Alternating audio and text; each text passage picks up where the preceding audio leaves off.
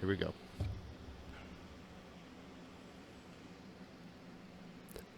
This episode of Merely a Setback is brought to you by Free Roof Shingles. Free Roof Shingles. They're on the house. It's time to get your battle text scrolling and that trade chat trolling, and buckle up for the podcast about storytelling in the world of Warcraft. This is Merely a Setback. Greetings, fellow lore walkers, and welcome to Merely a Setback. It's a podcast about storytelling and lore in the world of Warcraft. My name is Sharku, and I'm coming to you live from my podcasting perch high in the mountains of North Carolina, where it is 9:20 p.m.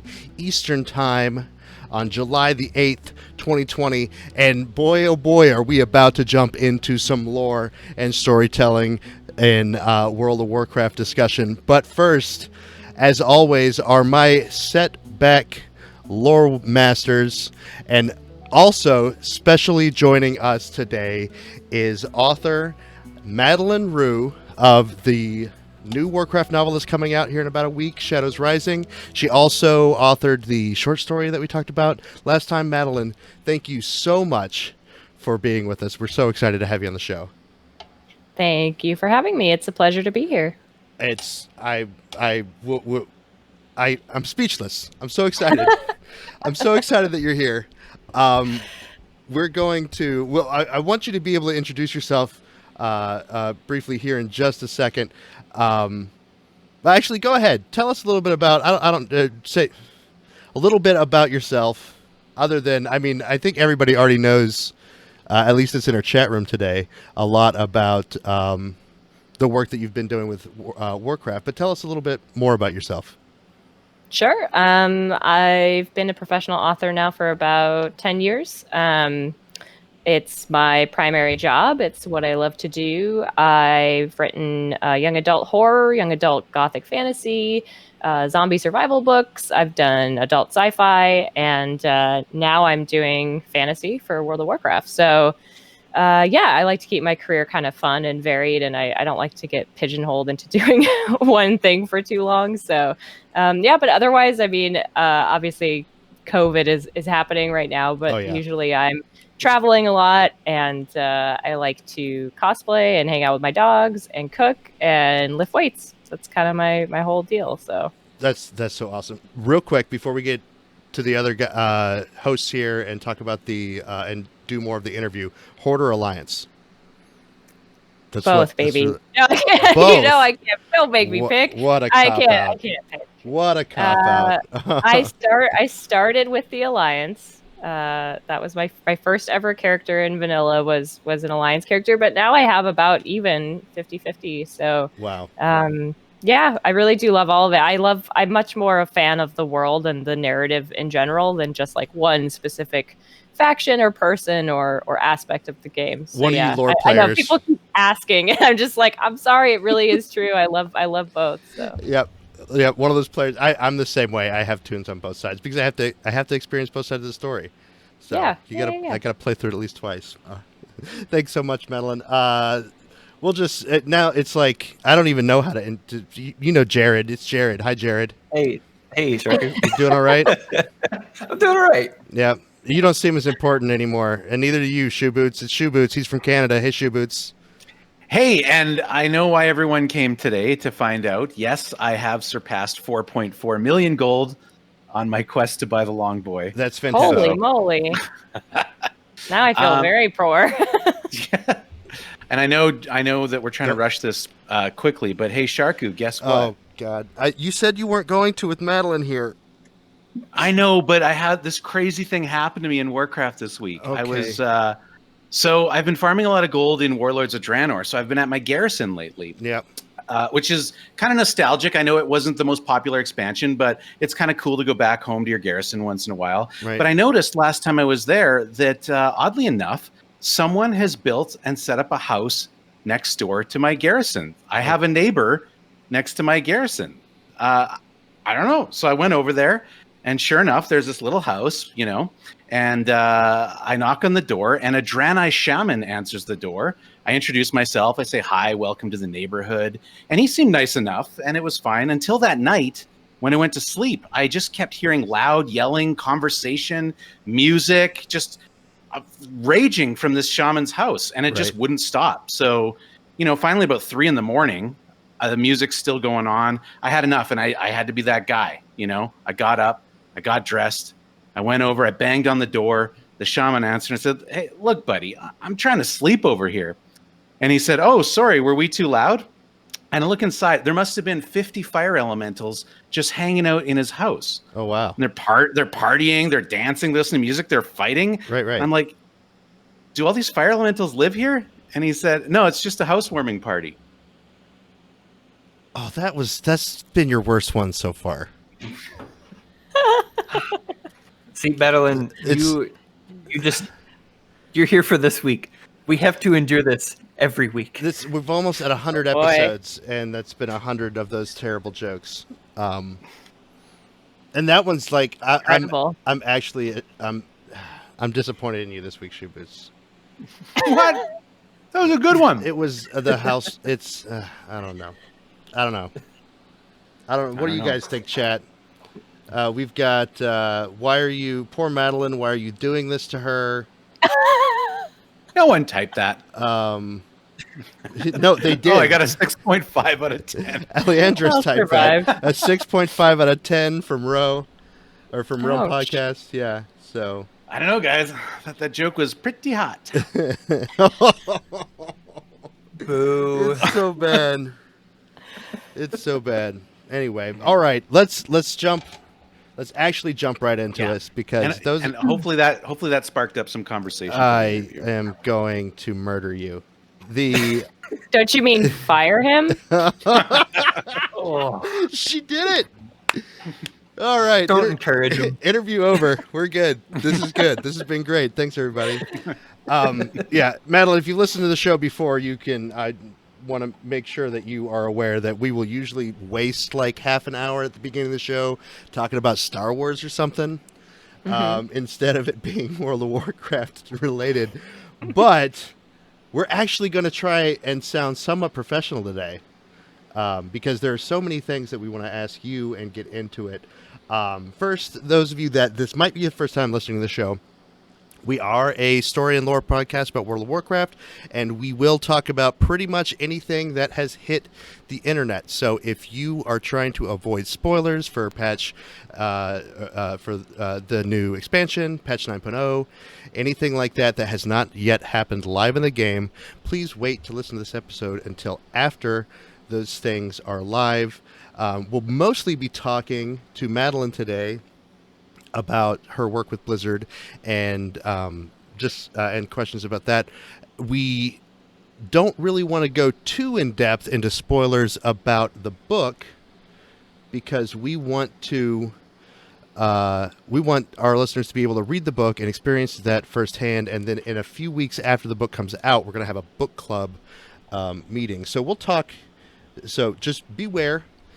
We might talk about the book, but we're going to try to keep especially big spoilers free. There's a couple things about the book that we're going to talk about, and I'll try to give a little warning when we start talking about it. But yeah, we might dabble a bit. There are some excerpts out, but it's not our intention to spoil plot points of the book or anything like that. But if you're trying to keep pristinely protected, you might want to hold off on listening to this for a week. Might want to wait till you get the book digested. But with that being said, welcome, Madeleine. We have tons of questions for you. The first one, let's just kind of get right off the bat and just tell us a little bit about starting as a writer. Like what got you into writing, and what are I guess influences that you would that you say inspire your work? Sure. I've been writing as a hobby ever since I could do it physically. So Awesome. I have these tiny little books that my parents kept, like my first books that I ever wrote, and they're hysterical. But Yeah, I mean, I always did it for fun. I always did it as a hobby, right? But I never really considered it as a job opportunity until I got to university. And I went initially for archaeology and Egyptology, and then found out I was not good at those things. So I had to sort of readjust, and I ended up taking about 2 years off in college, taking a sabbatical. Took a crappy job and just wrote for 2 years and just tried to sort of hone my craft and really put all my energy into that. And then when I came back to university and was really dedicated to my writing degree, I had a lot more energy for it. And I think a lot more drive to really just put all of my focus there. And yeah, so obviously when you're studying writing in university, it's a lot more like literary fiction. It's a lot, Right. you don't really do genre fiction. If you want to go into genre fiction and study it, you usually have to do that in grad school. Mm-hmm.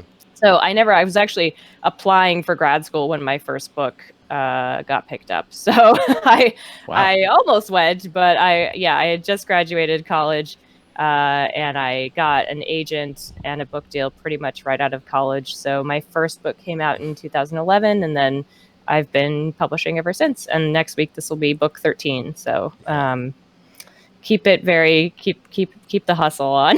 But I'd trade in my MFA for a book deal.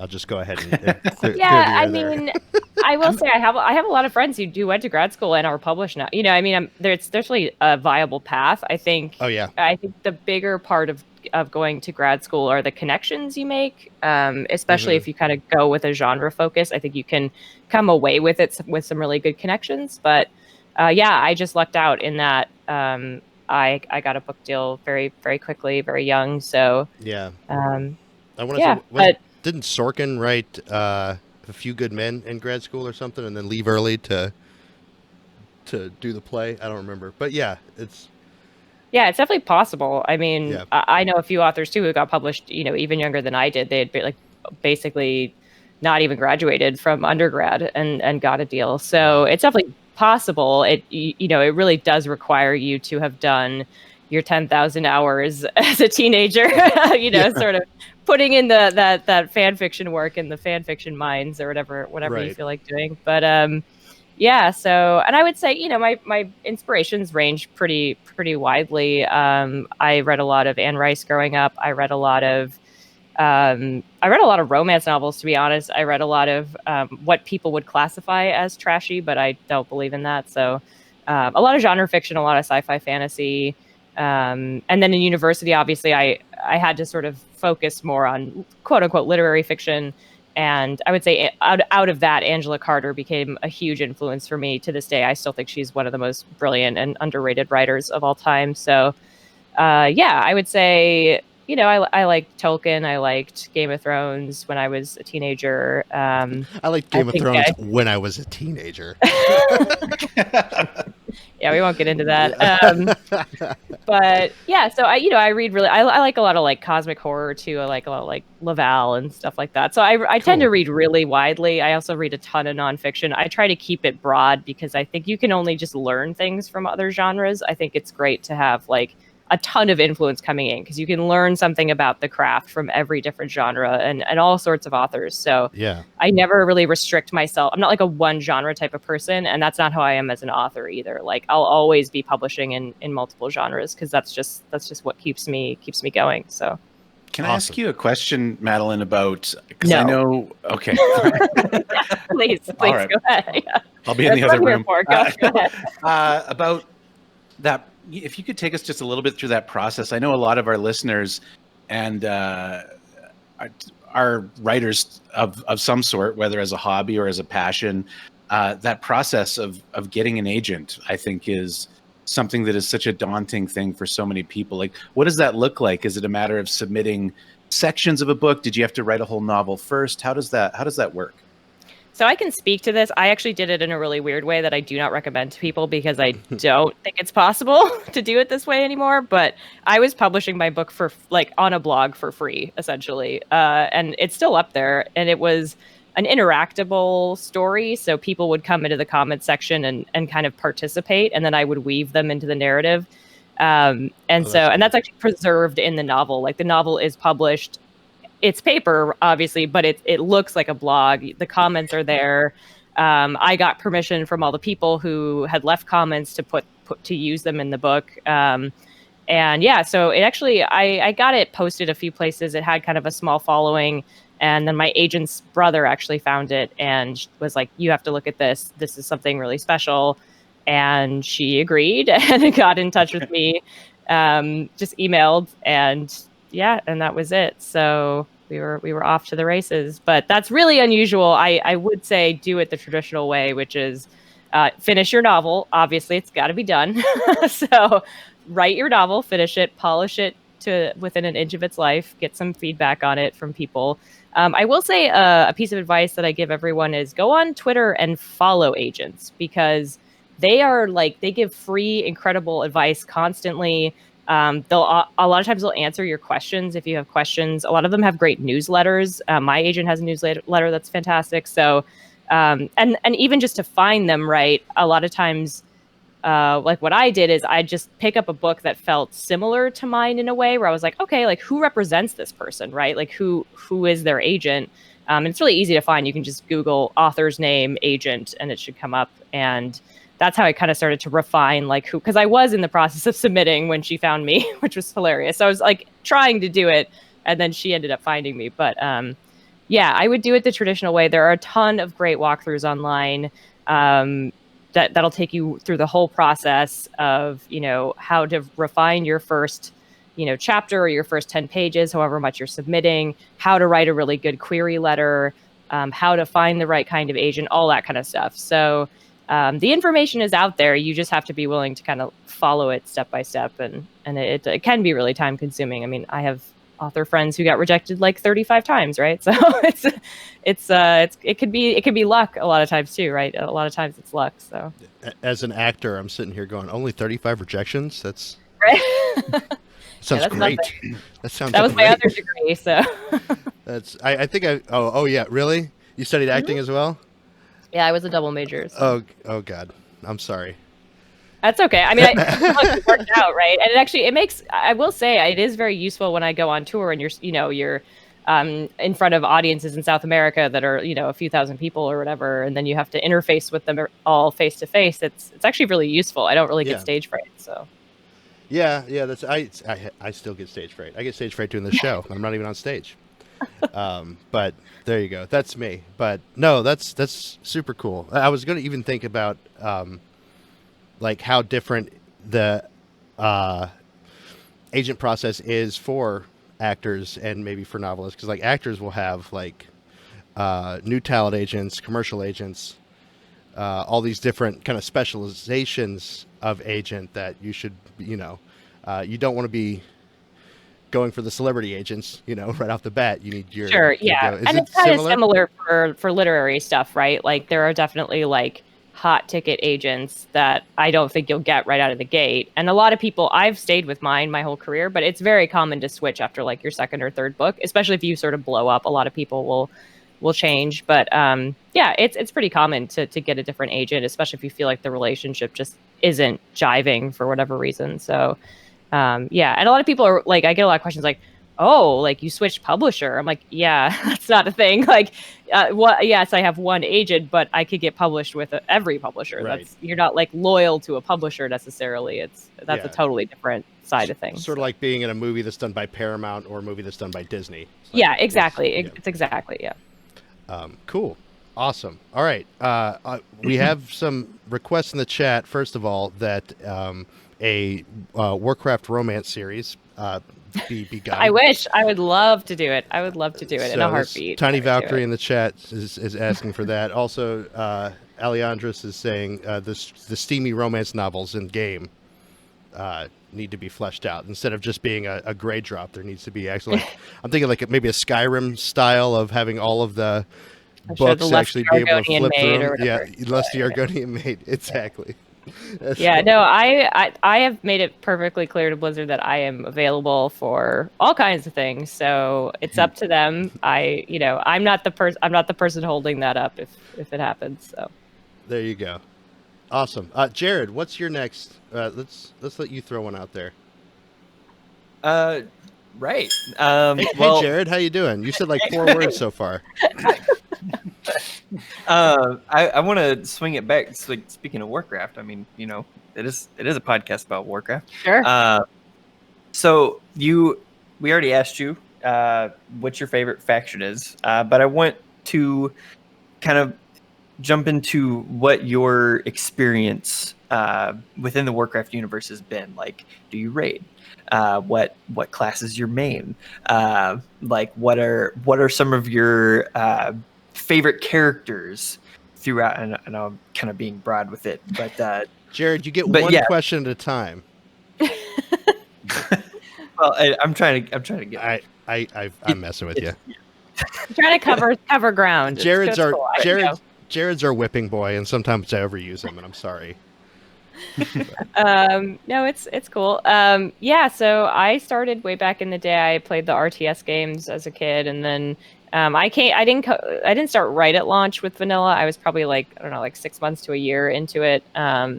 And my first character was a Night Elf Rogue, and I raided with her and all that kind of stuff. And then I don't know, there were guild politics or something, and so I leveled the Night Elf Druid and healed with her for most of my like hardcore vanilla raiding days. That was what I did. And I think our guild fell apart like somewhere in mid Burning Crusade. I can't remember exactly. So yeah, and then like I've kind of been off and on ever since. I'll quit for a few months and then come back and that kind of stuff. So nowadays I am in a guild. I'm actually kind of like in the market. So if any of you guys actually, we are recruiting. Because my guild's nice, but I don't like know anybody, right? I did it kind of through like the website, so they actually don't know who I am. They have no idea that they're raiding with me, so it's kind of fun. I'm undercover, and yeah, so I raid occasionally, not a ton. Actually, pretty recently, some Blizz devs were nice enough to like take me through a raid, which was really cool, and that'll be a memory that I have forever. But usually I'm more of sort of a solo, like I'll put on a good podcast and just kind of, grind an alt or, just do achievements or whatever, like run some dungeons to try and get mounts, stuff like that. So yeah, I don't know. I like all of it. I love exploring. I love I'm a big crafter. I love like crafting and hunting for titles and pets and stuff like that. So the mount hunting is real. Yeah, exactly. Yeah, I still don't have Lich King mount. That'll one day. But yeah, so I don't know. I kind of do a little bit of everything. Obviously with my schedule, sometimes there's just times I can't be like, I can't keep to raid schedule or whatever. So I kind of come in and out. But yeah, so and my main right now is a Night Elf Druid. It's not the same Night Elf Druid, but that's my main. And Horde side, I'm primarily play as Zandalari Druid. But I have a few characters that I kind of rotate through. So, and I have like a max level of every class. So, I keep it spread out. I love leveling alts and things like that. Yeah. So, one of my biggest projects that I've been working on the last couple of years has been getting max level of every class, which I am up to like 11 now. Nice. I think. But yeah, it's one of my favorite things to do is just. A boost is only $60, man. You can just save yourself all your time. It's about the journey, man. Yeah, and like what I like doing now is that there are definitely zones that I skipped or never really like paid much attention to the story or whatever was going on. So now I like to go out of my way to sort of pick zones that I glossed over in the past, and now I can really like sink my teeth into it. Oh yeah. So that's another big favorite of mine. I don't know. I have a lot of favorite characters, obviously, and it's hard to after this book. Like everyone I got to write is like a fave now, so that is that's a big difference. But yeah, I think like I'm a big Tyrande fan. I know some people don't like her, but whatever, they're wrong. And obviously Arthas is cool as hell, and Jaina is a big fave of mine. Talanji now, having spent so much time in her head, I'm very fond of. So yeah, and Thrall, obviously my husband. So. Big Thrall fan, and yeah, I don't know. I'm just a fan of the universe in general. It would be hard for me to pick a character that I don't like, I think, but yeah. Yeah, that's right. I almost feel the same way. And Because even if they're evil or questionable, I think they serve a cool function in the narrative. So that's what I'm a fan of, right? I'm a fan of like Yeah. the big, cool Yeah. soap opera that we're all here for. Yeah. that's And that's something. just Go ahead, Shu. Sorry, go ahead. Oh, I was going to say that's part of a role-playing game. One of the things we're always combating against in this show is it seems like there's a lot of players these days that get upset every time a character doesn't follow their own like IRL moral code. We've been written off by many people as Sylvanas apologists. Oh, whatever. But I mean, but really, we're just trying to get in her head and understand her motives, right? Right. Like Yeah. that's, you know. and that's the fun of it is like if you had characters who made the boring, correct decision all the time, like why would that be interesting? Yeah. You need conflict. You need those moments of sort of, whoa, like that was really intense, because otherwise it's just, if everyone's just constantly doing exactly what you, the fan, would want them to do. Like I talk about this a lot, and I know this is like stings when I say this to people, but I'm like, you as a fan of any property, you don't know what you want. You think you know what you want, but you don't know what you want because you're too close to it. Like you're too emotionally tied up in this stuff to really be able to pull back and be like, what's best for the narrative here? Like what's best for the whole ecosystem of this property, not just you personally and your personal feelings about this character. So Right. that's something that you have to think about when you're writing the book, is like, yeah, this will probably be seen as an unpopular decision by some people, but it is motivated by this person's backstory, their agenda, their goals.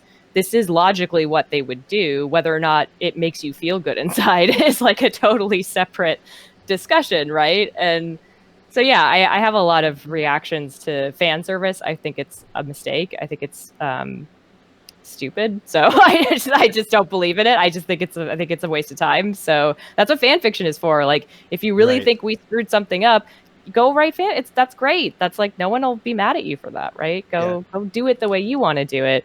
And just sort of like sit back and appreciate the things that are unfolding, because there is a lot of thought behind them, whether or not you agree. there is, I can tell you now from this side of it, there is a lot of thought that goes into it. So. And that's interesting because I want to move right into something that talks about that. I do want to point out that in the chat, as we're having that conversation, we've already got people saying, "Yeah, I like all of the characters except for Nathanos. F that guy." And then right after that, somebody comes in and defends them and says, "No, I love that walking trash fire." But yeah, it's a big. He's a lot of fun to write, I'll tell you that. Well, and there's a big difference between hating a character and hating their character, I guess is what you're saying. Like, Sure. because I think most of the characters in World of Warcraft, if not all of them, have been really well fleshed out by the story team, and especially supported by, novelists and short stories and comic books and songs that are written in videos, but and also sorry. Well, I was going to say, but that's different than hating their character, by saying that's. And I that's think a if bad you ask, character. I think if you even asked Nathanos himself, he would be like, "Yeah, I'm sure a lot of people hate my guts." Like, I don't think he wouldn't even have any illusions about it. So, yeah, I don't know.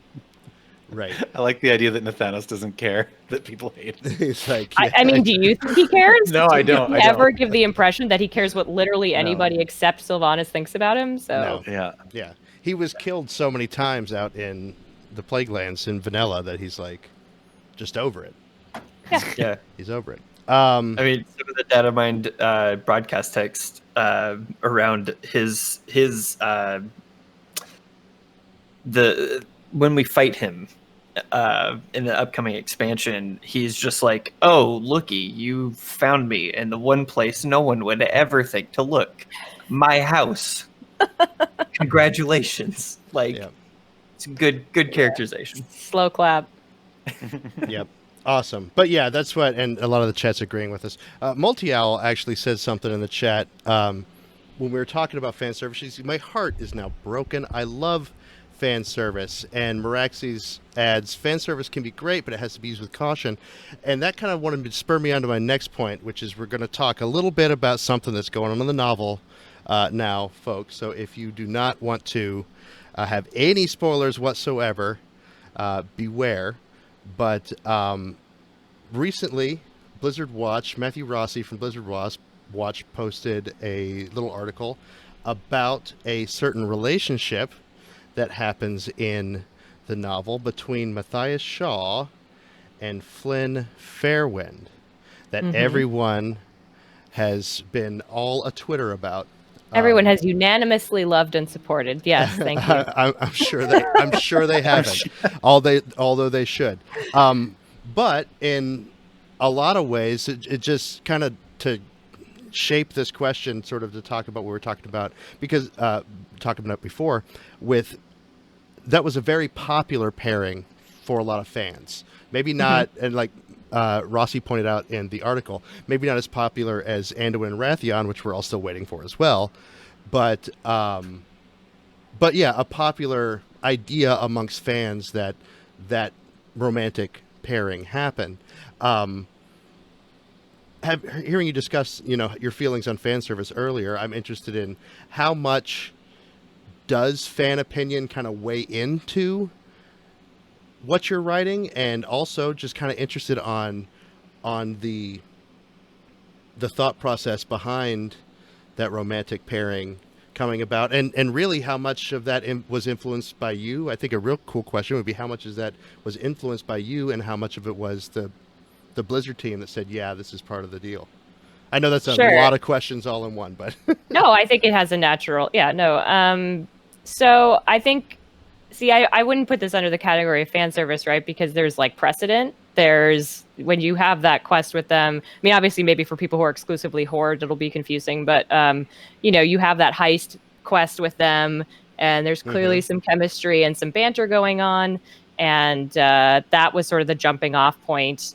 That I was told, was sort of like, here's sort of the seeds of this being planted. And then you have like some really blink and you'll miss it flavor text with Shaw and Varisa, where he's saying like, man, I kind of need to like take a vacation. And he kind of alludes vaguely to maybe a person being involved. And so, so this was 100% them saying, this is part of the book. This is not like negotiable. This is not me doing this. I was honored, obviously. Put this in the book, ma'am. Yeah, I mean, you're handed a very, very specific outline, like very specific. So, that was them. I will say there are a few queer relationships laced throughout the book that were entirely my decision and my design, just to sort of add to this environment of like, this is normal, this is not a big deal, and just in general, just to add some more queer representation to the universe. And so those were mine, but obviously they were signed off on by Blizzard. And this was their baby. They came to me and said, look, you'll be doing this, and we're really excited to kind of like have this like flagship relationship. It was a very conscious decision on their part. This isn't one of those things of like me coming in with my opinions or desires. I will say there are things that I added to it that were my opinion and my decision, but I mean, I colored in a lot of Flynn's backstory in this book, and Matthias's backstory as well is fleshed out more. So those were things that I brought to the table. But again, it's always a conversation. It's always me putting it in the manuscript and then Blizzard saying yes or no or whatever, or we find a compromise. So, and I've seen some very strange reactions that like this is somehow like a snub to other relationships, when like, I can tell you with 100% certainty there is no smoky room cabal of Blizzard people smoking cigars being like, ha ha ha, how can we screw over this? How can we screw over this fandom today? Like, oh, let's stick it to the Randuin shippers. Like, no, the conversation was literally, these two men are falling in love. Please have them fall in love on screen. Like, that was the conversation, right? So it's coming from a place of good intent and loving intent, and to just it's long overdue in my opinion that we have this kind of content in the universe. So so that was it. It's just two guys falling in love. Don't read into it any further than that, because that's like all that I was asked to do, and that's all. Those are the only conversations I was privy to. So I'm curious if you because I think I can speak for all three of us. We would agree this is long overdue. Was there a discussion about, this is the first, this is the first kind of, you said flagship, this is the first queer relationship between two characters that we've really gotten to know over the years. This is not a token relationship by any stance. Like, was Blizzard kind of conscious about that, or trying to proceed a certain way with this, possibly because it's so overdue that they don't want it to feel forced or anything like that? Or was it just kind of this is happening and this is normal sort of thing? It was just like, we feel like we've set this up. We think we've planted seeds in the game for this. This seems right, and there's a spot for them in this book. There's an obvious place for them to be doing a lot of work in this book. So let's like do this now. Let's have you, because like, you know, a lot of times people complain when stuff like that happens on screen in the game. They feel like it's boring or whatever. So instead of having a side quest where you walk next to them while they while they have these conversations, you get to have it happen in a kind of a more exciting and action-packed setting. And I think it lends a lot to both of their characters. I feel very positively and strongly about the work we did with them. And no, it was just sort of like, this is not a big deal. Obviously, you're going to be asked to do this. If you have objection, I mean, they knew I wouldn't have any objections, right? But it was just sort of just it was stipulated in what I was asked to do. And it was my job to make it feel natural and organic and make it feel like it comes together in a way that's logical and that fits both their characters. And I think I've seen a lot of conversation too of like, well, they would never get together. And I'm like, you haven't read the book. So You don't know that. And trust me, I think I pulled it off. And they're an odd couple, and I love writing odd couples. Like, they're the most fun because they have so much banter and they have so much like back and forth ribbing each other. You know, they're both smart, quick dudes. And so there's a lot of very like cutting, witty banter. And that's how I usually fall in love. So I don't know, like if I can like banter with someone, I think that's like step one. So yeah, I think there's like a case for them in this book. I hope. I mean, that's like, I had to do a lot of that, right? I had to make a case for like Zakan as a larger lore character, and I had to make a case for this relationship. And so yeah, that's my job, to make it feel natural. Awesome. That's really interesting. And it's interesting to kind of hear that, because I'm sure especially when you're writing a novel for Blizzard, and it's going along, and the way that the novels have been being produced are these almost bridges in between expansions, right? That's sort of what Christy Golden's novel was last time. I mean, if you didn't read that novel, I feel like there was a lot you were missing going into BFA. But it's interesting how much you worked with the story team. They laid out that template and said, okay, these are the things that need to happen. You make it look pretty. That's very much how it goes. You know, they handed me a very specific outline to start with, and then I made it even more specific, and we went back and forth until we were all on the same page. And only then do you like start and actually go. Get to write, yeah. So you're not blind by any. You know, you're going in knowing exactly what you have to accomplish and exactly what you have to get done. And so it's actually a very easy process because you sort of have such a specific roadmap down to like minute by minute kind of action that we've all decided is how it's going to go. And then obviously when things come up in the manuscript, like my approach was to sort of push it as far as I could, and then they could tell me no afterwards. Like I was just going to go and sort of take as many risks as I could. And then if there was something that they didn't like, then we could, go back and fix it or compromise or whatever. So did you ever find it difficult as an artist? Sorry, just real quick. I know. No. I'm driving this train, Boots. Sit in the back. But did you find it difficult as an artist working within a more rigid structure, especially when it comes to timeline? Like, did you ever wake up some days knowing you needed to write, knowing you needed to hit a deadline, and just like, I'm just not, the juice isn't flowing. You can't force art, or did you ever have processes like that? Not with this, because these characters are so well established that there's really, it's pretty inevitable to a certain extent. You know how so-and-so is going to resolve X situation. I feel like so much of the work is already done for you in that sense that I'm just sort of like the conduit through which it's going, right? And I just love this universe so much that honestly it was a joy to wake up every day to work on this book. Like, I wish I could reproduce that again with my own stuff. Like, it is honestly like the most fun, the fastest by far I've ever written a book in my entire life. Like, it was just easy and fun, and I enjoyed every minute of it. And getting just, yeah, it's just an honor and an exciting thing to do, to come to work and be like, all right, cool. Like, what's Thrall up to today? You know, like, it's like pretty darn cool. And so I found it very easy. And especially too, like, they gave me a huge cast of characters to work with. Like, there's 15 character POVs in this book. Like, we hit a huge swath of this world.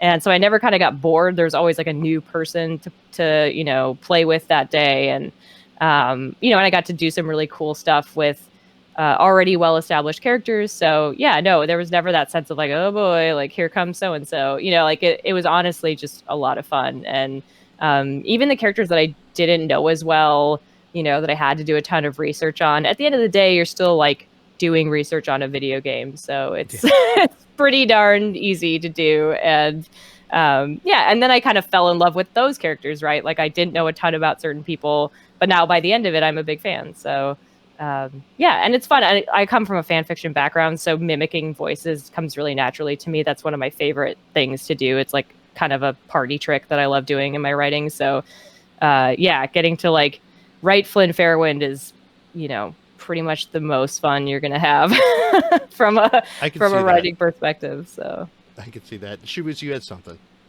Oh yeah, I was just curious. I know years ago, Christy Golden in an interview talked about that kind of back and forth process with Blizzard, and she had referred to working directly with Chris Metzen on her projects. But as we all know, Chris Metzen is retired now. I was wondering, were you working with a specific person, or is there like a team that's kind of running the story at this point? We're always curious on the show about who's making those big story plot decisions these days. yeah, so you can go yell at him.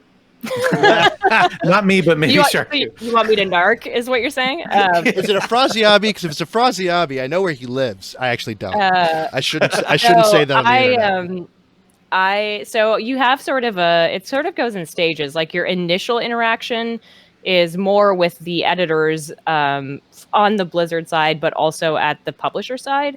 So like, I had 2 editors, one from each of those, that I worked really closely with. To begin with. And then once we got to a phase where we're like, okay, the book is like pretty good, like we feel pretty good about it, then you have people like Steve Danuser come in, Raphael, like those guys come in and they sort of look it over and all give their notes.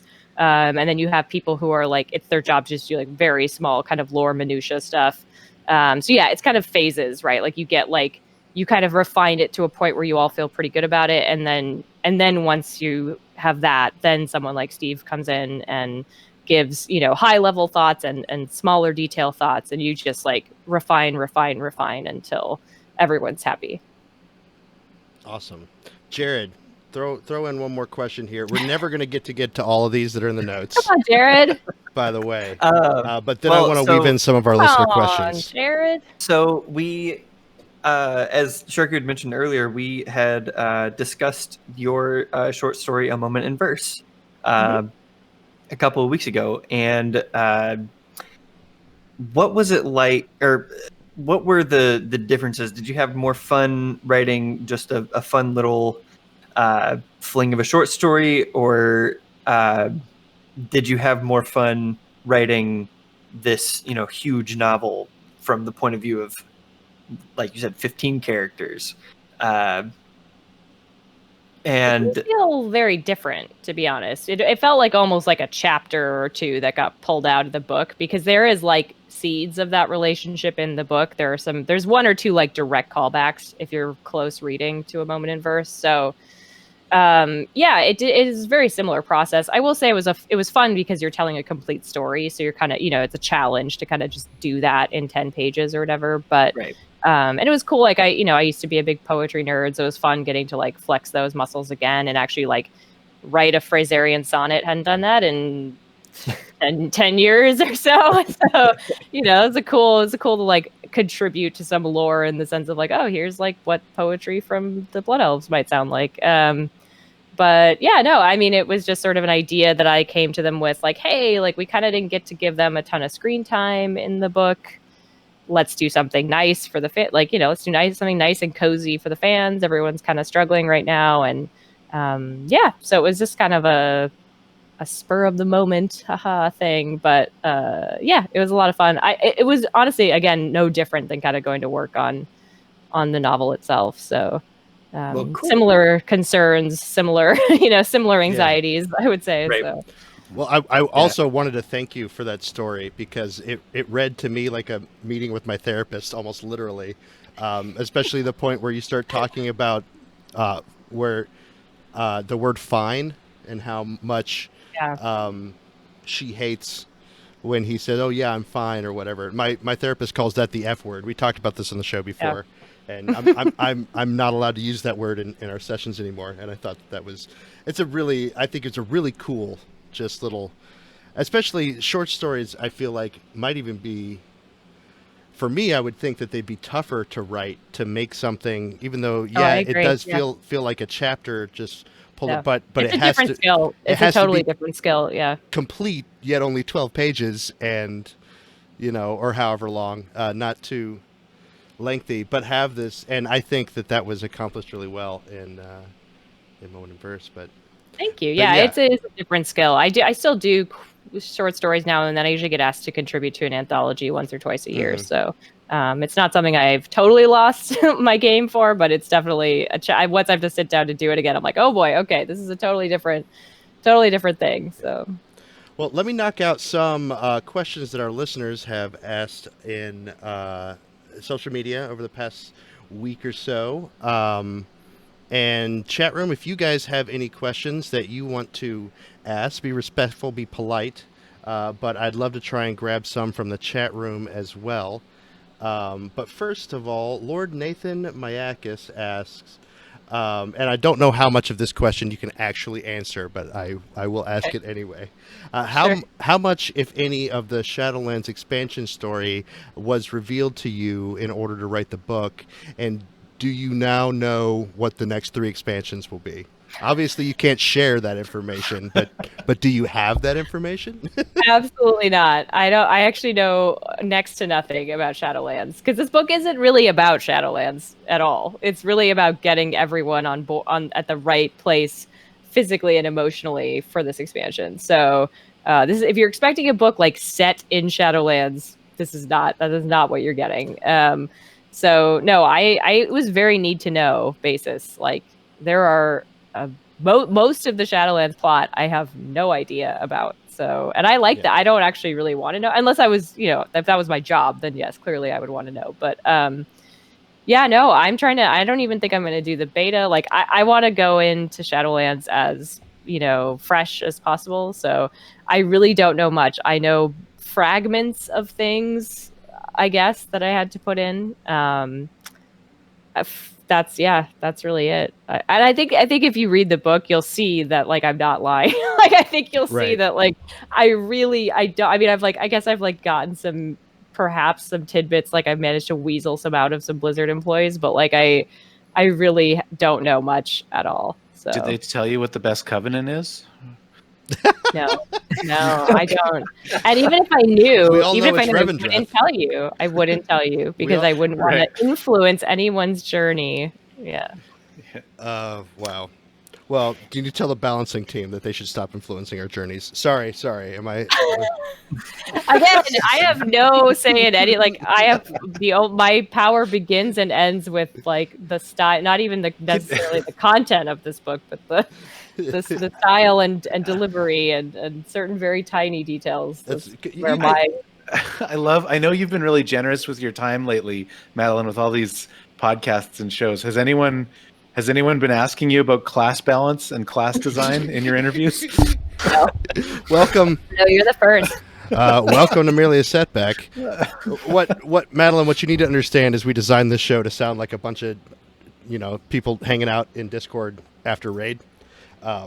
Sure. So that's why we jump off the rails and talk about anything, including how class balance, unfairly alters my lore experience.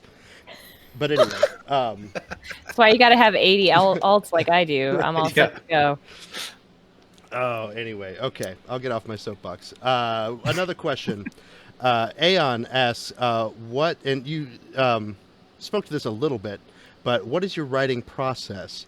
Do you subscribe to Stephen King's page a day routine or George R. R. Martin, I'll write when I feel inspired process?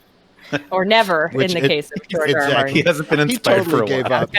He signed the rights to HBO. And gotta say, wouldn't use that method. Whatever his method is, I wouldn't use it. Yeah. Just as that's a pro tip from me to you. At this point, he can't finish the books because no one's going to read it anyway because we all hated the ending in the HBO series. But anyway, go ahead. I tend to write. I tend to get inspired by. I'm kind of a magpie, so if I get an idea, I have to start it and finish it very quickly. Otherwise, I'll just go on to the next thing because I get bored. So I tend to finish a book within 3 months of starting it, and if not faster. Like I like to just do it. Like I'd like to just crank it out. And so when I'm like on that schedule, that's like a chapter a day for me. So if I'm really on my game, it's 8,000 to 10,000 words a day. If I'm less on my game, it's about 5,000 words a day. If I'm really not on my game, it's about, I guess a page or whatever I can manage. But yeah, and that's not like, that's me, right? Like I know authors who can take 2 years to write a book and it's brilliant and they can chip away at it slowly and it's great. So it really just has to be like for you, what works best for you, right? You have to find your rhythm. Don't necessarily listen to other people's system because it might not work for you. I know a lot of people who couldn't do it the way I do it. It wouldn't be fun or even doable. So yeah, and what I always tell people is like try different things. Try leaving your house. Try standing up. Sometimes that breaks my writer's block. If I just stand up at my desk, I suddenly can write. Like try writing really late at night. Like sometimes I don't start work till 7 or 8 at night. That kind of thing. You just have to find like what's your biological and imaginative rhythm. I think everyone's a little different. So I had a script writing teacher, playwriting teacher that said, I don't care what you do, just write. Whether it's with a pen and a pencil or if it's gibberish or just keep writing until the story comes back. He's and I think I'm a big proponent of learning to, even if I started with short stories or little like fan fiction novellas, stuff like that. Mm-hmm. But I think it's really crucial to learn to end things. I think we all love to start something, but you really need to get good at ending things too. You need to learn how to like shape a story, how to shape acts, how to have, I like to think of every chapter as its own contained story in a way so that you and always kind of leave off with a cliffhanger in a sense. So you're like, when people say like, oh, I couldn't put it down, that's what you're sensing is that every chapter ends on a slight cliffhanger. It's a neat little trick. It really does work. So yeah, but stuff like that where you just have to like learn to end things because not only does it give you a sense of accomplishment, but you learn something every time you do that. So yeah, don't just start things and give up, 20% in. You have to even if it sucks, just force yourself to finish it and then start the next thing. But maybe that's the lesson that Mr. Martin needs to learn to end things. Yeah, I mean, I don't envy his job right now, right? I mean, no. There's no incentive for him to finish anymore is really the conclusion I've come to. So I'm sure tens of millions of dollars is ultimately pretty uninspiring at the end of the day. Right. I mean, he can retire. He's gotten to his millions from HBO. Why risk like alienating people even further by finishing it? So there's part of me that hopes that he is just there's a real ending and that's what the novel's going to be. Get your hopes up. No, I know. I think he's going to put out one more. Join me in this land of acceptance where we'll never know. We'll just never know. Yeah. I hope he puts out a book of just developing 18 new characters and then killing them all off in ways that do not further the plot in any way. And that's the whole book. That would be the perfect George R. R. Martin book. Yeah. All right. Let's fire through a couple of these because the chat room sent in some good ones too. Multi-Al in the chat asked, writing the book, did you learn anything about the characters or the world that changed your headcanon? You understand that concept of headcanon? I don't know if that's... Yeah, I'm familiar. Yeah, okay. I don't know. Uh, I've not heard it before. We talked about it on the show a few weeks ago, so I was like, what? Anyway, sorry. oh, okay. I don't know. I mean, it's weird because when you're sort of put in charge of writing it right, it just becomes canon to you as you're doing it in a weird way. Like I said, a lot of it feels so inevitable to a certain extent once you start working with these characters. So I will say, like, I definitely learned there's a lot of stuff I just didn't know about certain characters. And once you are in charge of them for a little bit, you have to really like know their backstory in and out. I will say I kind of had no opinions about Illyrian Tyrellian when I first started this book. I was like, okay, I know who they are, but I didn't like have strong feelings about them one way or another. And then I think by the end, I was like, oh, I actually really like these characters. You know, like I actually got like very into them. So I'm like very stoked to see them show up now every time. But yeah, I don't know. I think if anything, it made me feel more fluid about canon. You know what I mean? Because I know Yeah. to what extent I influenced things. I know to what extent it was just me saying, I think it should be this way. And so it's actually made me much more like, yeah, this is just everyone's interpretation, right? Like when you're in charge of it for a little while, it's just your interpretation. And so if anything, it actually made me feel less sort of like, oh, this is canon. This, you know, like if people want to retcon stuff in their heads for their personal headcanons, like I wouldn't be offended, right? Like, because for me, this is my reading of these characters, and Blizzard happened to agree, but like I think you can make an argument for a lot of different ways this book could have turned out. So, yeah, no, I actually, if anything, it made me like, oh, I think it's better to just kind of go with the flow. So, Sweet. Yeah.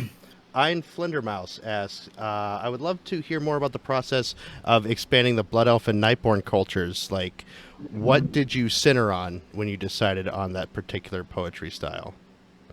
sure. I don't know. For me, I really went by feeling. I wouldn't say like, I don't think the poem Thalyssra did right is like Nightborn poetry style, because for her it was like, I'm moved in this moment, I'm just going to make something up on the fly here. So for me that was like where she was at, right? Because the whole lesson of that story is him sort of learning to let go and learn to prioritize his emotional landscape Right. as much as he prioritizes his job. So yeah, so that was very like thematic more so than like a choice to be like, I'm going to put Nightborn poetry on display.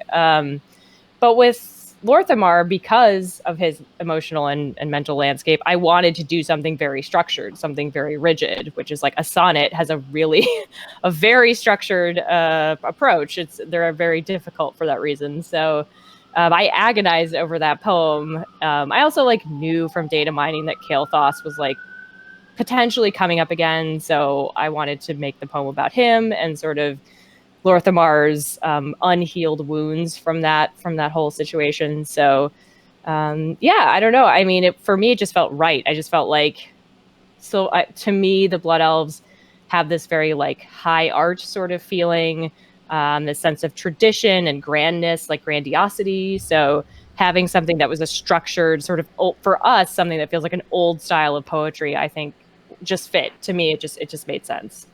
So yeah, I don't know. I mean, it's like that was like my thinking, you know, and I also thematically, again, sonnets are very rigid. They're very like, you know, they fit a very specific rhythm and a very specific rhyming scheme. Right. And his whole journey is learning to let go of those kinds of things and learning to be less rigid. So yeah, so it felt like for that moment in the actual story to have him like default to something that's comfortable to him, which is something that's very like a scheme, something very planned. Yeah.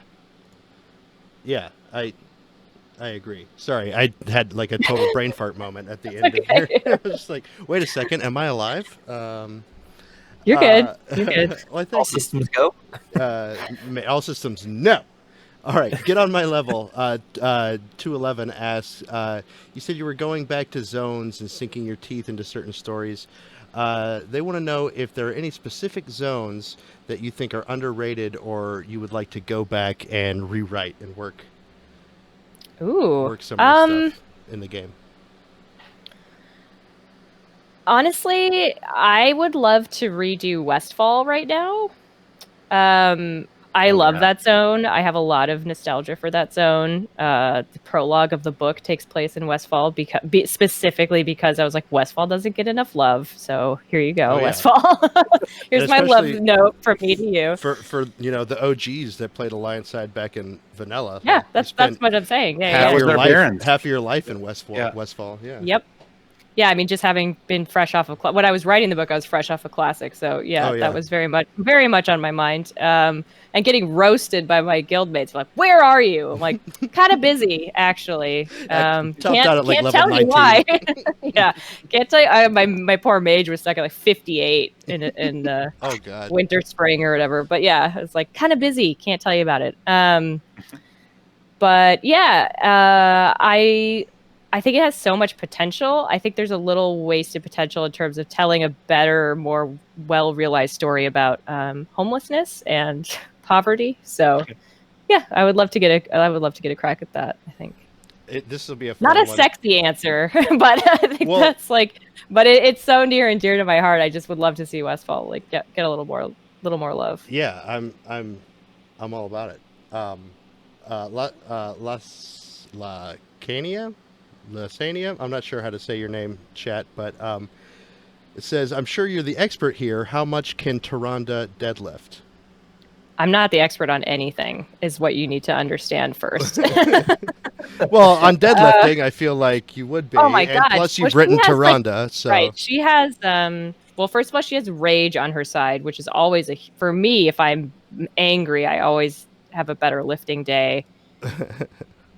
I mean, if we're gonna go with like she actually like cares about it and practices, it's hard because she's tall, and taller lifters have a lot. Like, your center of gravity is a lot higher. It's Right. much harder to be good at deadlifting. That's why I am good at it because I'm very short. But I would give her like a solid 300. Like, Wow. she's the Night Warrior. She's got the Fury of a Loon on her side, and that's not using like magic, right? Because if she like used some kind of magic, but she works out, right? She's fit, like she's running everywhere.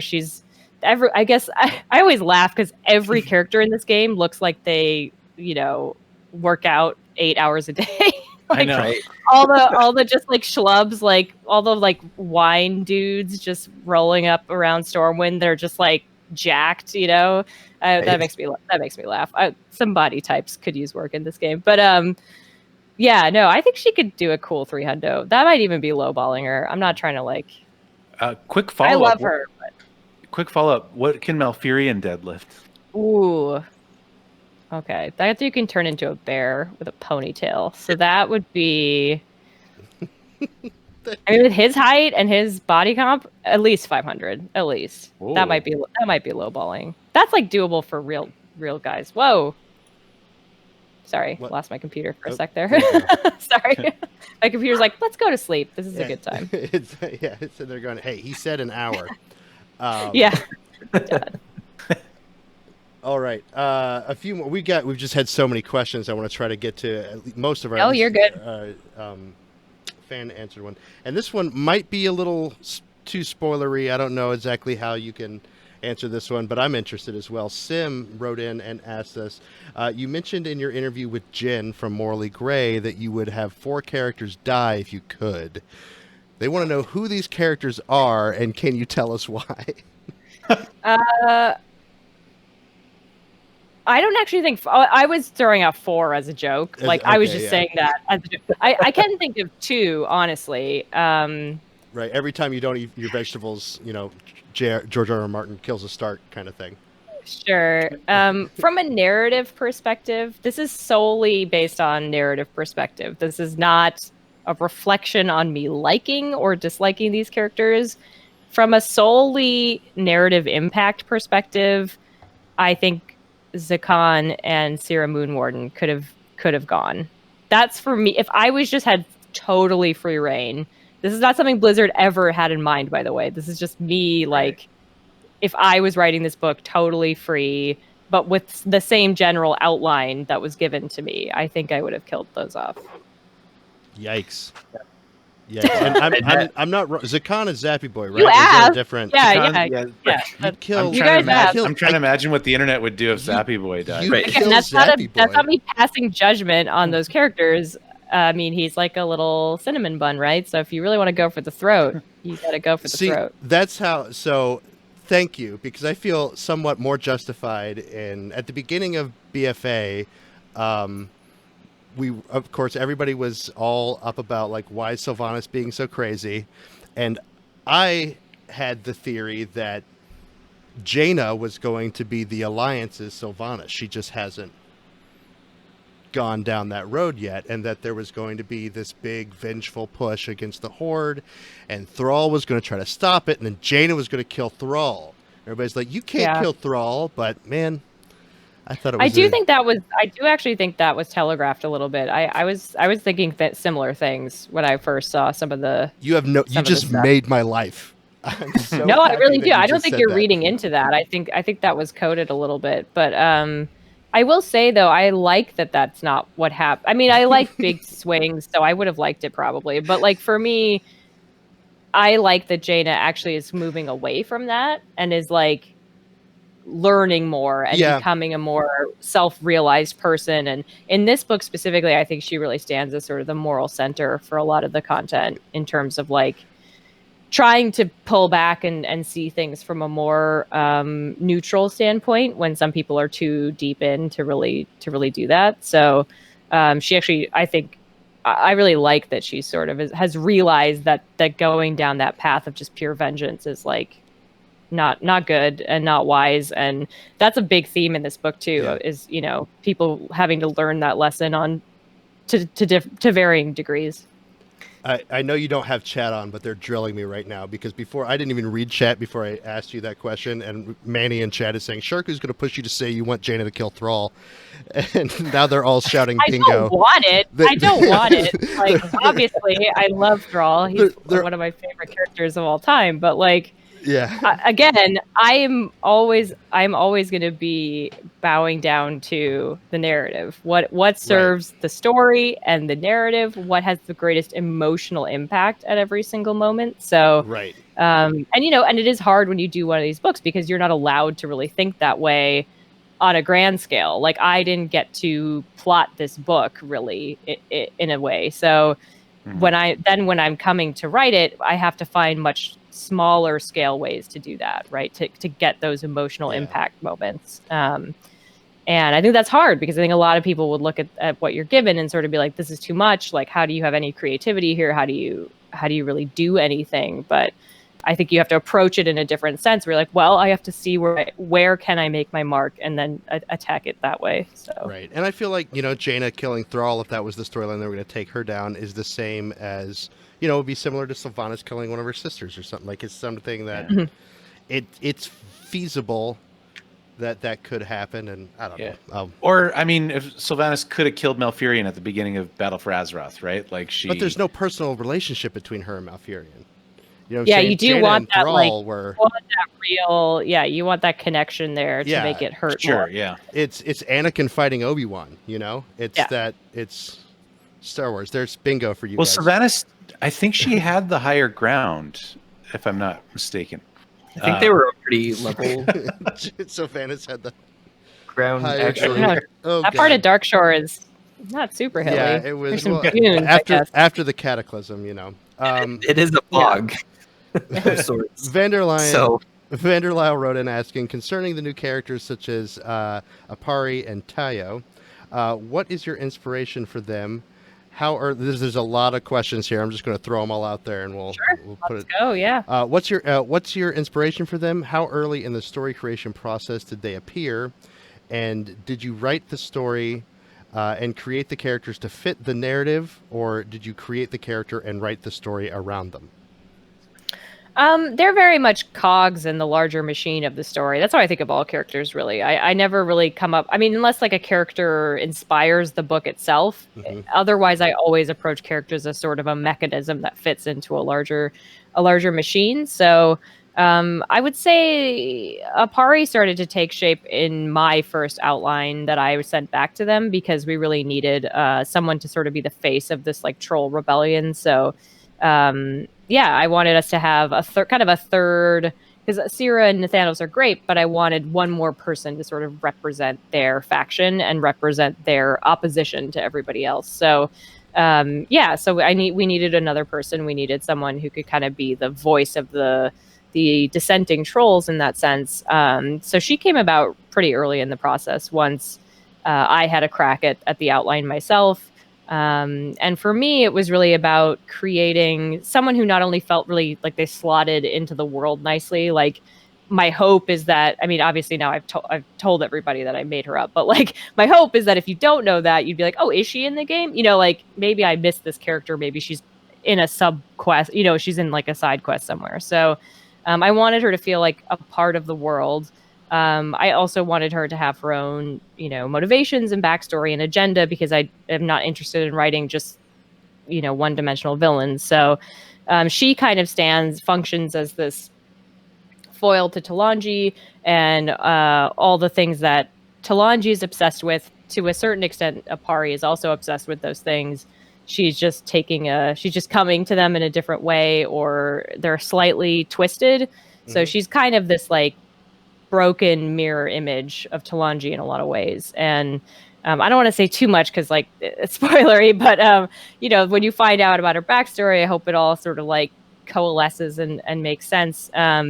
But yeah, so I started obviously just with the world and just with like, you know, I have spent a fair bit leveling in Zandalar, and obviously I spent a lot of time just hanging out around there when I was writing this and getting the sense of the layout and okay, how would you really like go about creating rebellion here? What would your tactics be? What would, you know, like where would your headquarters, quote unquote, be? Would you even have one? Would you risk that? And yeah, and so like building her backstory, also her backstory ties in really closely to actual events that did happen in the game. So yeah, I don't know, it was just sort of like I had this freedom, but then at the same time I wanted her to feel like she was really a part of the world. And then Tayo is her lieutenant, I guess I would say, her like right hand. And to me it felt cool to mirror the sort of like Nathanos has Syrah, Apari has Tayo, so you have like this, you know, it feels kind of like synergistic in a way, or whatever you want to call it. And yeah, and Tayo has her own arc in the book too, so you know, you'll find out what happens to her obviously. But yeah, I really wanted to have, I use Apari a lot to sort of color in some of Talanji's childhood and her backstory in a way, because to me it's always fascinating, these ideas of being groomed for leadership. What would your childhood look like if you were sort of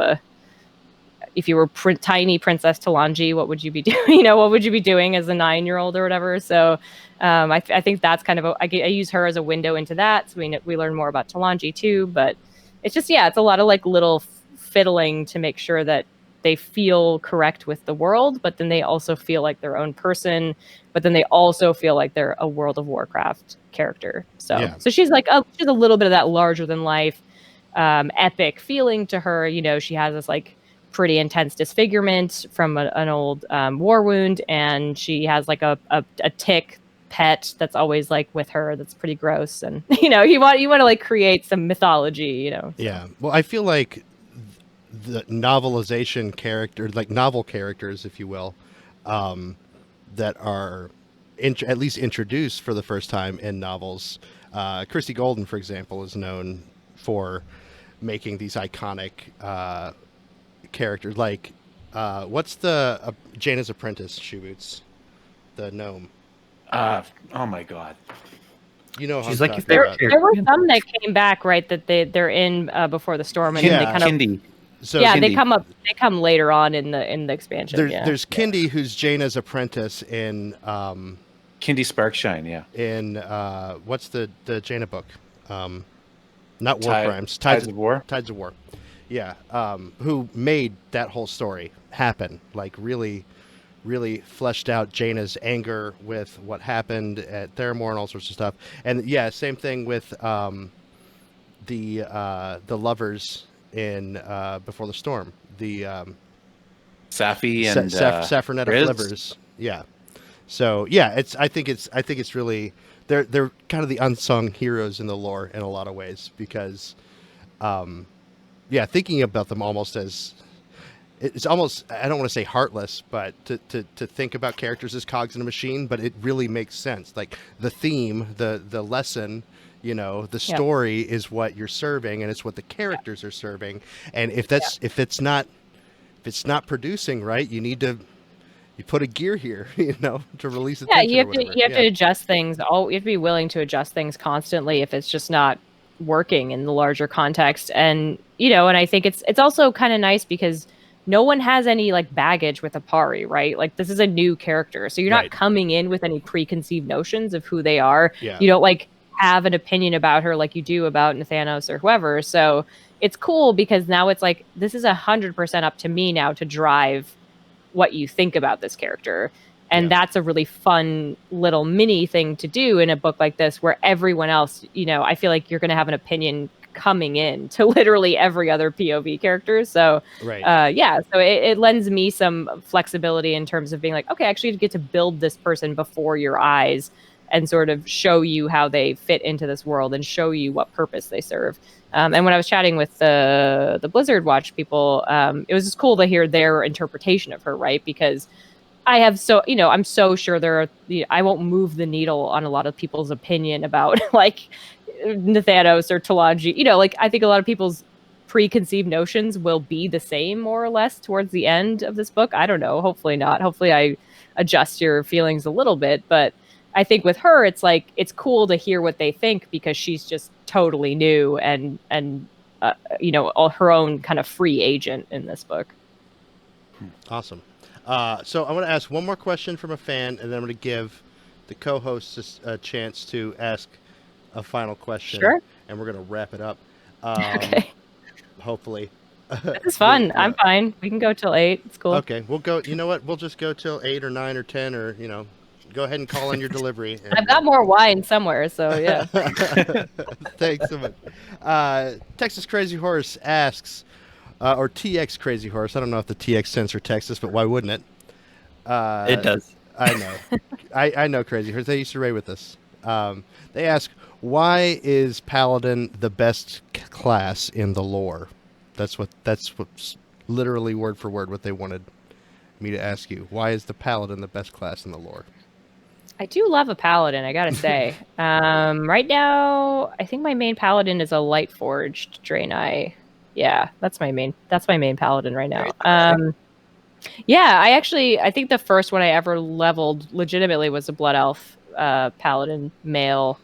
He was cool, actually. I should remake him. He was really cool. But it's actually funny because I went out of my way to like shove in a few like NPC paladins into this book. I think there's a I think she might be a shaman, but yeah, I don't know. That's a tough one. I'm not sure there's a ton of pally representation in this book. I apologize. They are very cool, but well, I guess you got Turallion. They're over. Oh no, true. Oh, you're right. Turallion's huge in this book. So yeah, you've got Turallion. He is very, very interesting in this book. He was a challenge to write. I think he's one of the hardest characters to write. Making Turallion interesting must have been a challenge. But he's in the messiest relationship of all time, so that does help. But just from he's not like a super when you're writing someone like Fairwind, he's really funny, he's really gregarious, he's drunk all the time.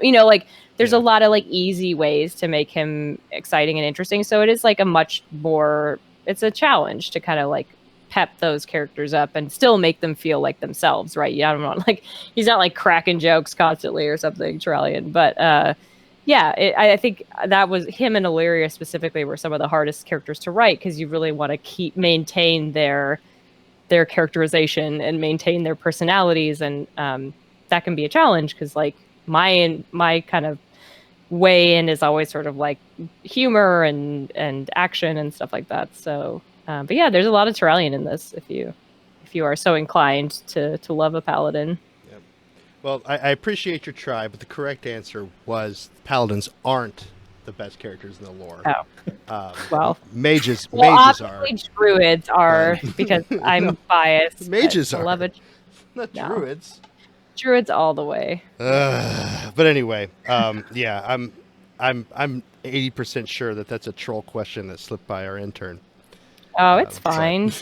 I love all classes. I'm not.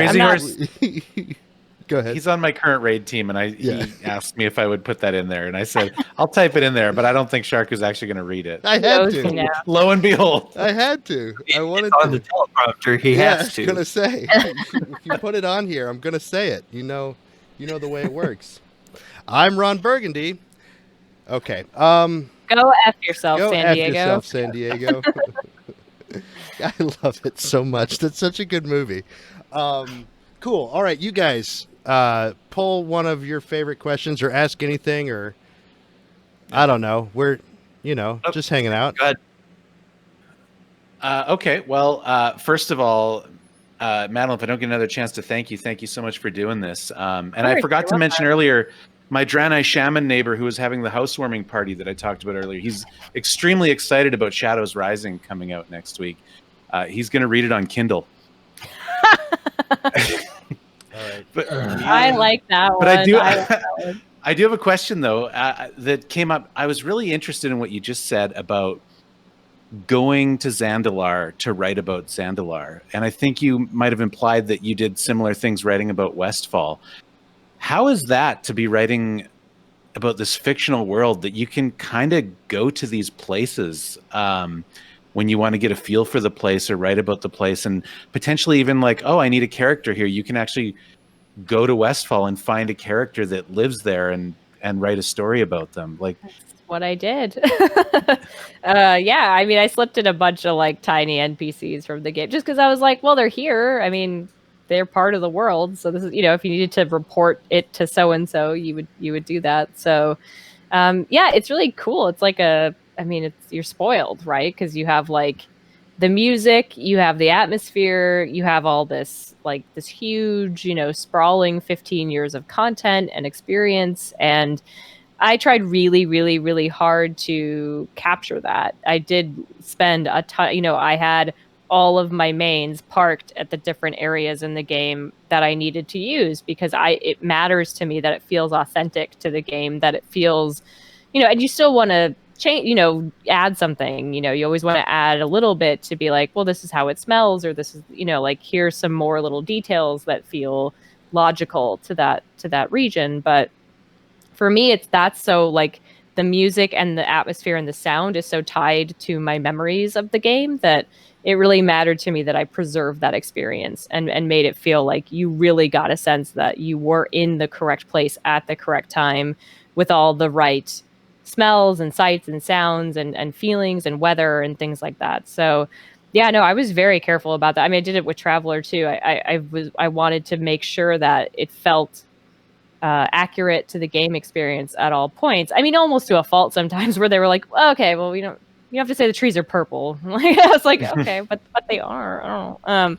So yeah, I mean, I'm a player. I pay attention to that stuff. I'm sure there are things I got wrong somewhere, right? But I did really try my hardest to make sure that the experience of the book is authentic to the experience of the game as well. And, that sense of, okay, we're in the Highlands or we're in Zandalar, what does it really feel like to be there? And you'd be stupid not to, I mean, you have the resource right there, right? You'd be stupid not to log in and go make sure that you're really faithfully recreating these places. cool, thank you. Jared, what about you, bud? You get to be the last. You get to have the last word today. You're welcome. Well, one of the well said, Jared. All right, that's going to be the show. Go ahead, dude. One of the questions that we had that we didn't quite get a chance to go through. So, how did your previous writing experience with you said you've written a whole slew of things. How did those or did they shape how you handled writing for this universe? Sure. I mean, I think the fact that I like to write so many different kinds of things does lend itself to this. I know there was a lot of speculation early on that because I traditionally write a lot of horror, that this was going to be like the scary Warcraft book or something. And there's definitely chapters that are darker. Like I did get to bring that interest of mine here. Like, don't get me wrong, there are spookier chapters for sure. But I also love writing. Yeah. And I'm like, bring me back for Shadowlands. Valdraxxus. Yeah. So I got to do that, but I also love writing romance. I also love writing adventure. I also love writing mystery. And I love, there's so many genres that I enjoy writing that I think I really got to bring a little bit of all of that. And what matters to me is to recreate, just like with, the zones, it matters to me that I recreate the experience of playing Warcraft, which sometimes it's really funny. Sometimes it's really referential. I mean, it's actually, the book isn't super referential, but you know what I mean? Like there's moments of humor, then there's moments of like adventure and action, and then there's quieter moments, and then there's exploration, and then there's reflection and all these different things. So I really feel strongly about trying to preserve the experience of whatever property you're hired to mimic, right? If it's Star Wars, if it's this, if it's a Marvel movie or whatever, like you should be able to recreate that experience for the reader as well. You should be able to make them feel like they're embarking on a 2-hour play session, right? Like you should get that range of experiences. You should get that range of emotion. You should, have moments where you're interfacing with NPCs you'll never remember. And then you should have moments where you're like, oh my God, that's Jaina, right? Like you should have all those things. So for me, it was just really exciting to get to sort of flex all those muscles in one book, because you really don't get to do that a lot. Like genre is very limiting sometimes, because you are asked to do a very specific experience. And so you don't really get to have those huge, peaks and valleys of all these different genres kind of wrapped into one book. So it is a hard book to describe in a lot of ways, because there's like with whoever you're with at that moment, I feel like every pairing of characters is sort of has a different flavor to them. Like one set of characters is sort of a political drama, one is sort of a mystery, one is romance, one is an action adventure. So yeah, it was really fun. I think it was cool, because like, oh, awesome. I get to really put all these different skills to use. And it was challenging, which is what I always look for in a project anyway, is like, how can I grow from this? How can I really push my writing on this? And having to sort of like kind of hit every genre almost in a way in one book was a cool challenge. So that's one of my favorite things about the Warcraft universe is like when you say Warcraft, everyone has like in their head, they have that thing that's like, oh yeah, Warcraft, I know what that is. Yeah. But there's always so much to discover every time you log in, every time you open a book, every time you do anything with the Warcraft universe. It's always something else to discover. So I'm very, very excited to read this book. I hope that pays off. Yeah, because I when we had the opening conversations with the team, I knew the approach this time was not to do a bunch of stuff you had to know for Shadowlands, right? Like that was a big complaint of previous books, is that if you didn't read this book, you will not understand the plot of the expansion. So I knew plot and action wise, we couldn't take a lot of big swings. So then for me, the fun and the challenge was like, okay, but how do we make this feel like a book you still really, really, really, really want to read? Like it still has to feel essential, even if it isn't. So where are these places where we can really recreate the experience of the game in a way that feels like, hey, yeah, you don't need to read this, but you want to read this, right? Like let's like put our energy there, since we can't, kill off people or do whatever else. So excellent. Awesome. I think we might have made it to the end there, guys. Maybe. Hooray. Unless, I don't know. The chat room's now going, now that they know that we're going to close down, they're going to start firing off like 75,000 questions they want me to ask you before we're out of here. But it's too late. It's too late, chat room. Madeleine, thank you so immensely much for joining us today. Sure, yeah, it's my pleasure. This was a lot of fun. Madeleine, those of you that might be joining us later in the live show, is the author of Shadows Rising, the new Warcraft novel that is going to be available on July 14th. We are going to have a book club episode develop. Oh my goodness, peanut butter. A book club episode devoted entirely to Shadows Rising coming up. We'll have that probably about 2 weeks after the launch, so look for an announcement about that in early You're going to have me August. back for that, right? Would you like to come back for that? Because yes. Sure. Yeah, why not? Okay. Deal. What just happened? But anyway, yeah. And that'll be hopefully, now I guess we got to work it out with Madeleine's schedule. So I'll be emailing her agent later and, no, but yeah. Don't email her agent. We don't have any money. Oh, good point. Good point. Dodge that bullet if you can. So yeah, be ready for that, and hopefully our special guest will return to us then as well. So that being said, I'm going to go ahead and wrap it up here real quick for you guys. Chat room, you guys were great today, by the way. There's tons of you guys in here and were very respectful and had good questions. And I'm just proud of you. I'm proud of our community. I'm proud of our chat. And thanks for being here. If you want to be a part of the live chat, we record at 9 p.m. Eastern Time on Wednesdays on this channel, twitch.tv/Setback Podcast. And we'd love to have you join the show live and hang out with us while we're getting the show together. You can get in touch with us by checking out our podcast at setbackpodcast.com. Setbackpodcast.com has links to our Discord if you'd like to join that, where you can talk to fans of the show, fans of Warcraft lore, us, and be able to post questions and things like that. You can email us at setbackpodcast.com. You can setbackpodcast@gmail.com. And you can check out our Twitter at Setback Podcast. So all of those things can be found at our website, which is setbackpodcast.com. And even, I think Jared even puts in events and things when we're streaming. You can find our Twitters and our streams and all sorts of stuff that we're doing. Lots of cool information on there. So make sure that you're checking that out. If you enjoyed the show today, we also have a Patreon page. You can help us pay the bills, keep this show going, and keep ramen on the table for some of us. But go ahead and check out patreon.com/setbackpodcast. We appreciate your donations there. You can donate anything from $1 a month, $2 a month, $5 a month. Somebody had said that, what was the deal? If they donated $100 a month, I had to do something. Do you guys remember? I don't remember. I think it was that we actually get a show or 4 episodes. Oh, we have to do 4 episodes a week or something. Oh, we have to do 4 episodes a month because there's always like Sharku had to take a really long poop, so we didn't do an episode. We skipped a week. I don't know.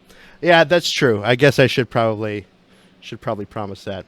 Sorry. But anyway, check out our Patreon page, please, at patreon.com/setbackpodcast. You can also share your love by going to iTunes and other podcasteries and giving us highly favorable reviews there, 5 stars, 2 thumbs up, whatever their rubric is. So check those things out. We don't have any new 5 stars or new patrons. We'd like to recognize you guys on the show, but we don't have anything this week.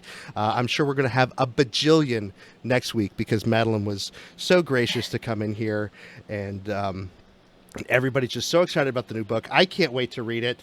I'm going to go use our Patreon funds to make sure that I have a copy here in just a second.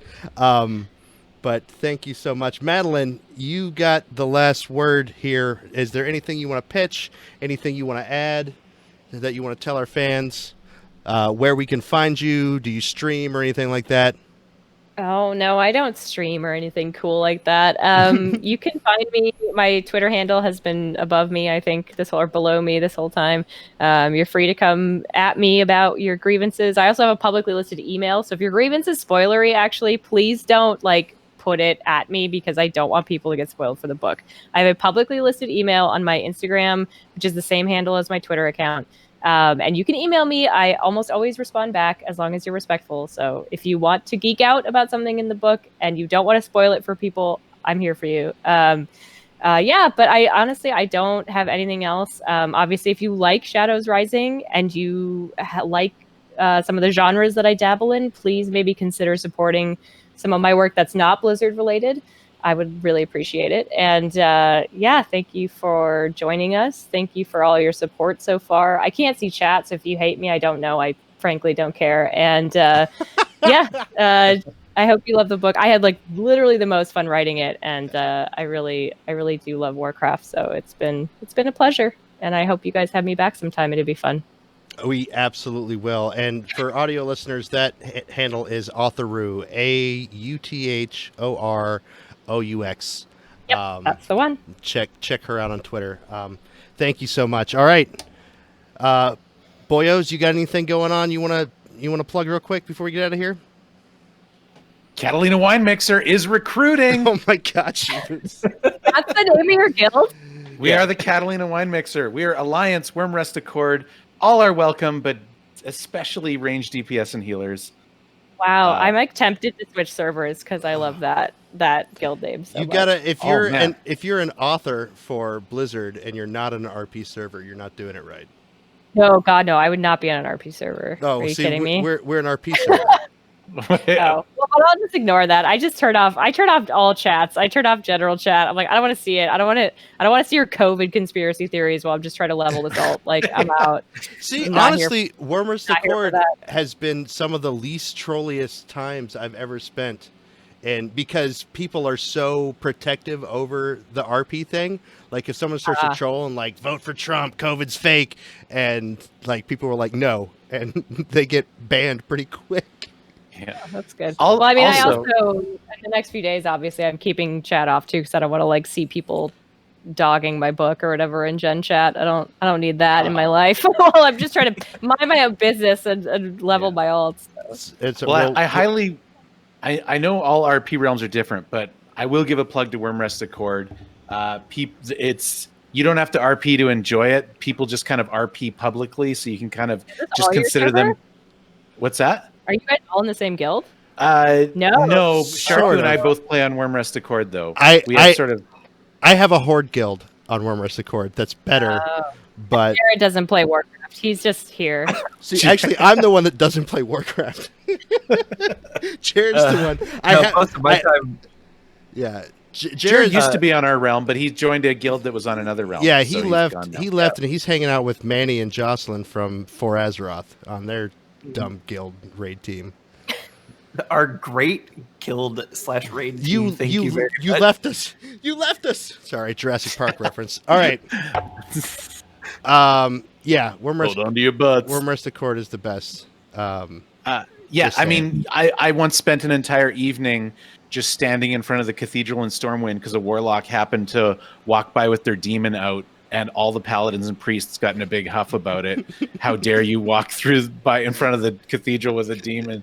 And there was this huge showdown, and they were going to duel, and finally somebody came and diffused the situation. But it was just this whole impromptu production, and I wasted probably 2.5 hours just watching all of this happen. I used to be very much active in the SWTOR RP community, but I've learned my lesson. You can't ever go back. It's backcountry. We can't ever go back. I actually have been playing SWTOR a lot. I haven't RP'd too much though, but that sounds RP is a dangerous thing. And my plug for Wormrest Accord is like Wormrest Accord. It's not Moonguard. That's savage, dude. That's what you got. In all honesty, Moonguard's a really good RP server. It's actually a pretty good server too. Just avoid the Lion Shield Coster or whatever. Yeah, don't go to Goldshire and you're set. You're all right. Unless you want to go to Goldshire, and then you do what you do. All right. Thank you guys so much. We're gonna go ahead and get on out of here. Thank you again, Madeleine. Once again, Shadows Rising coming out July the 14th, here in just about a week. I'm super excited. Make sure you get yourself a copy. Be ready for the book discussion that we're going to have. And until next time, everybody, Bootsy gotta poop. Bootsy gotta poop. Bootsy gotta poop. I'm not going to make Madeleine say it. You can't make me do it. You can't make me do it.